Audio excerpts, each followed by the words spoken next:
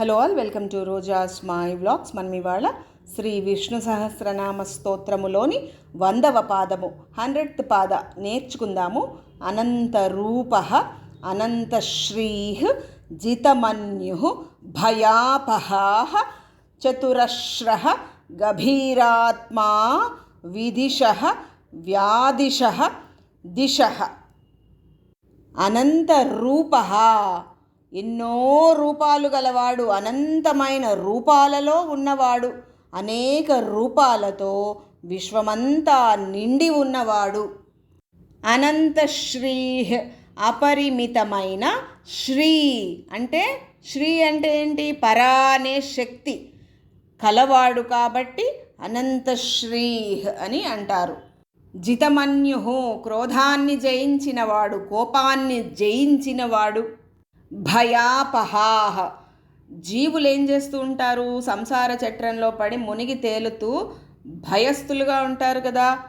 ఆ జీవుల యొక్క భయాన్ని పోగొట్టువాడు, అందుకని భయాపహాహ అని అంటారు.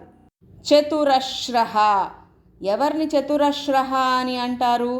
ఎవరికైతే చాలా చక్కనైన సముచితమైన ప్రవర్తన ఉందో అటువంటి వాళ్లను చతురశ్రః అని అంటారు. పరమాత్మ సముచిత వర్తనము కలవాడు, అంటే మంచి ప్రవర్తన కలవాడు.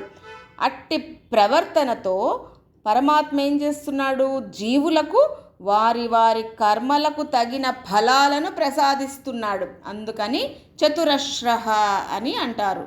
గభీరాత్మ, లోతైన తత్వము గలవాడు.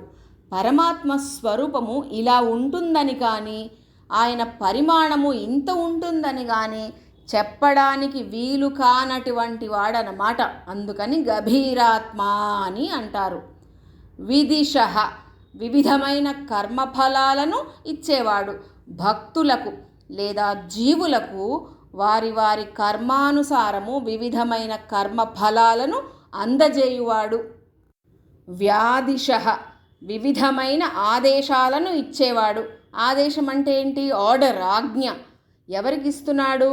ఇంద్రాది దేవతలకు వివిధమైన ఆజ్ఞలను జారీ చేయువాడు కాబట్టి వ్యాదిశ అని అంటారు. దిశ, ఇచ్చువాడు, ప్రసాదించువాడు. వేదరూపుడై జీవుల యొక్క సమస్త కర్మలకు తగిన ఫలాలను ఇచ్చువాడు, అందుకని దిశ అని అంటారు. పాదం మొత్తము చదువుదాము. అనంత రూపో అనంత శ్రీర్జితమన్యుర్భయాపహాః చతురశ్రో గభీరాత్మా విదిశో వ్యాదిశో దిశః. ఈ పాదాన్ని పూర్వభద్ర నక్షత్రం 4వ పాదంలో పుట్టిన వాళ్ళు రోజు చదువుకుంటే మంచిది. రేపు 101వ పాదము నేర్చుకుందాము. Thank you for watching.